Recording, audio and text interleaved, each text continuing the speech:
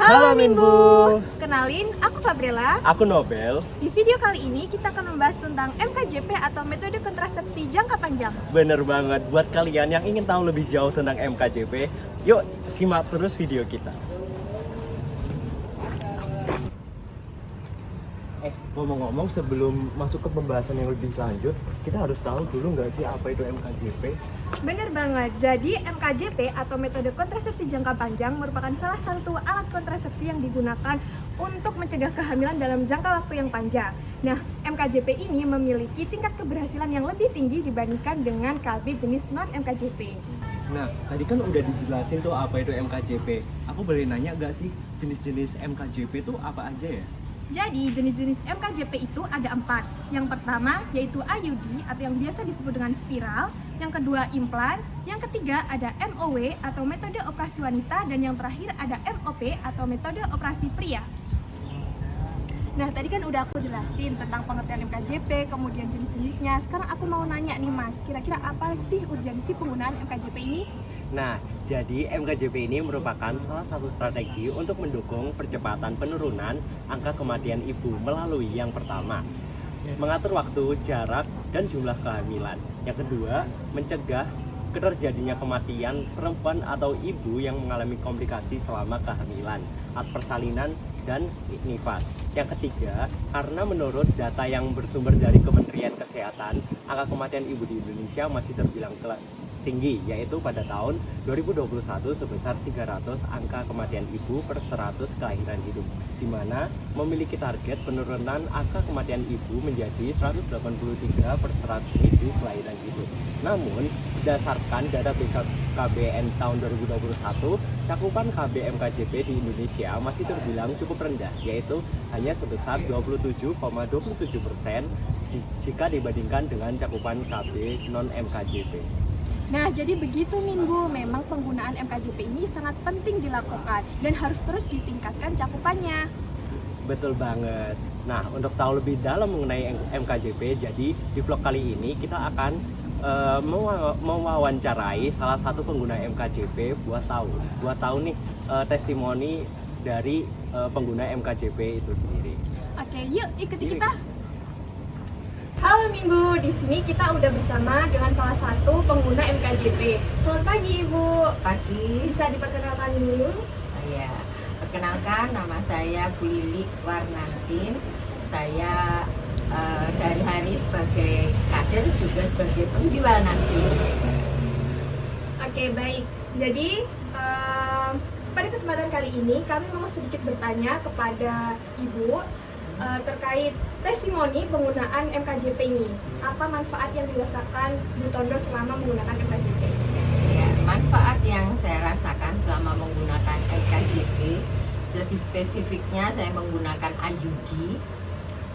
IUD itu alat kontrasepsi yang saya rasa paling aman yang saya pernah gunakan. Karena sebelumnya saya juga pernah menggunakan tapi tidak yang jangka panjang, jadi menggunakan suntik yang 3 bulan karena saya tidak kenal itu MKJP yang sekarang saya pakai itu. Sebelumnya hanya menggunakan itu, badan saya tambah melar gitu karena hormon. Setelah saya menjadi kader, saya sering sosialisasi tentang IUD, tentang alat kontrasepsi. Ternyata setelah saya pelajari, yang paling bagus adalah IUD. Dan IUD sangat aman, di samping aman, anti lupa ya. Ya nggak lupa sudah. Terus juga lebih murah dibandingkan dengan alat kontrasepsi lain, karena kan jangka waktunya lama. Kalau pakai suntik 3 bulan sekali, saya harus keluarkan uang segini. Saya hitung kan sampai misalnya 5 tahun. Nah, mending pakai IUD sekali menggunakan, mungkin biayanya cuma 400-500. Tetapi untuk jangka waktu yang cukup lama, 5 tahun. Jadi kan lebih hemat gitu. Oh, begitu ya Bu. Jadi selama penggunaan alat kontrasepsi ini, mungkin dari Ibu sendiri apa sih kendalanya dan keluhan yang Ibu rasakan selama menggunakan alat kontrasepsi ini? Kendalanya sih kayaknya nggak ada. Kalau keluhan itu mungkin di awal saja, di awal itu kan karena penyesuaian. Begitu dipasang headnya itu agak sering gitu, lebih sering gitu. Tetapi setelah berapa bulan kemudian, 3-4 bulan itu sudah saya hitung Pak, 28 hari siklusnya pasti head lagi, 28 head lagi, dan itu berlangsung nggak pernah keliru hitungannya, 28 head. Jadi kan saya bisa ngatur menghitung. Sudah rutin ya? Sudah rutin, jadi saya hitung, oh kalau ini saya nggak usah berpergian karena headnya terus terang ya, kalau menggunakan IUD headnya itu seperti saat saya masih remaja dulu. Jadi saking banyaknya harus sedia, nah itu ya, sedia pembalut jauh lebih banyak. Tapi kalau dibandingkan memang lebih banyak manfaat ya Bu daripada keluhannya. Iya betul, betul. Manfaatnya jauh lebih banyak dibandingkan keluhannya. Karena kan kalau headnya lancar, badannya ini terasa enteng gitu loh ya. Terus di perut, sekitar perut itu nggak ada benjolan, nggak ada apa di sekitar perut saya. Baik, selanjutnya ada nggak sih tips dari Bu Tondo untuk memilih MKJP ini? Jadi sebelum Bu Tondo memutuskan untuk memasang MKJP, apa yang Bu Tondo lakukan untuk mencari-cari info atau bagaimana? Oh iya, tipsnya untuk memilih kontrasepsi yang benar itu konsultasi dulu dengan ahlinya. Kalau dengan ahlinya pasti akan srek, nanti akan timbul pemahaman yang benar, jadi nggak salah. Kalau dijelaskan orang yang belum sudah pernah tapi gagal, sebentar terus dicopot, itu pasti nggak sesuai dengan yang diharapkan. Tapi kalau kita bertanya kepada ahlinya, kepada dokter ginekolog, ya pasti itu benar, tidak akan keliru dan tidak akan menyimpang dari maksud dan tujuannya. Jadi benar kalau memang itu kontrasepsi yang paling aman, paling efektif, tidak ada kendala di belakangnya. Jadi harus konsultasi langsung kepada ahlinya. Pertanyaan yang terakhir, Ya. Cara kita untuk mendapatkan MKJP ini kita harus kemana sih Bu, dan mempersiapkan apa saja yang harus disiapkan? Ya. Kita kalau pengen pasang MKJP itu pertama kan ke Puskesmas dulu untuk sharing dulu kepada pihak Puskesmas, kemudian arahannya karena waktu itu saya lebih condong ke dokter pemasangannya, jadi saya ke rumah sakit tipe B. Kemudian waktu itu memang saya ke rumah sakit Dr. Suwandi, dan supaya lebih srek gitu aja saya.